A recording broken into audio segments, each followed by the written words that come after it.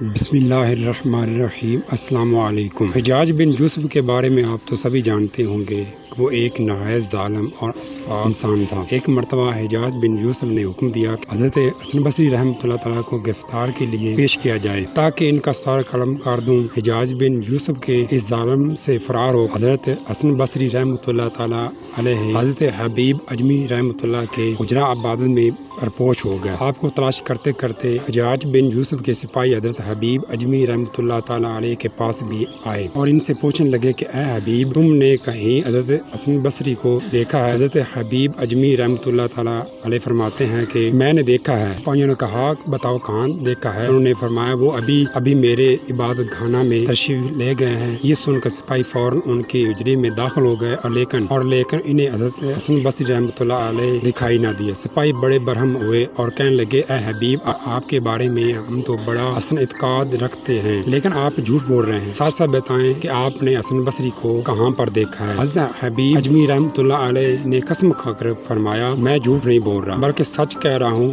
وہ میرے حجرے میں تشریف لے گئے۔ یہ سن کر سپاہی دوبارہ حجرے میں داخل ہوئے لیکن ان کو کچھ نظر نہ آیا۔ آخر کار مایوس ہو کر واپس چلے گئے۔ سپاہیوں کے چلے جانے کے بعد حضرت حسن بصری رحمۃ اللہ علیہ حجرے میں باہر تشریف لائے اور فرمایا اے حبیب، اتنی بات تو میں سمجھتا ہوں کہ تمہاری برکت سے اللہ تعالیٰ نے مجھے ان کی نگاہوں سے مخفی رکھا ہے، اگر تم نے تو مجھے مروا ہی دیا تھا۔ کیا تم استاد یہ حق ادا کر رہے ہو؟ سپاہیوں کو روکنے کی بجائے اندر بھیج رہے ہو اور یہ بھی کہہ رہے ہو کہ حسن بصری رحمۃ اللہ علیہ اس جگہ کے اندر موجود ہیں۔ حضرت حبیب اجمی رحمۃ اللہ علیہ فرمایا استاد محترم، آپ میری برکت سے سپاہیوں کی نظر سے محفوظ ہو گئے تھے، بلکہ وہ سچ جو میں نے بولا اس کی برکت سے سپاہی آپ کو دیکھ نہ سکے۔ اگر میں جھوٹ بول دیتا تو مجھے اور آپ کو رسوا کرتے اور ہم دونوں کو گرفتار کر لیتے۔ دیکھا دوستو آپ نے سچ بولنے کا نتیجہ۔ اگر یہ ویڈیو آپ کو پسند آئی ہے تو میرے چینل کو سبسکرائب کریں۔ اللہ حافظ۔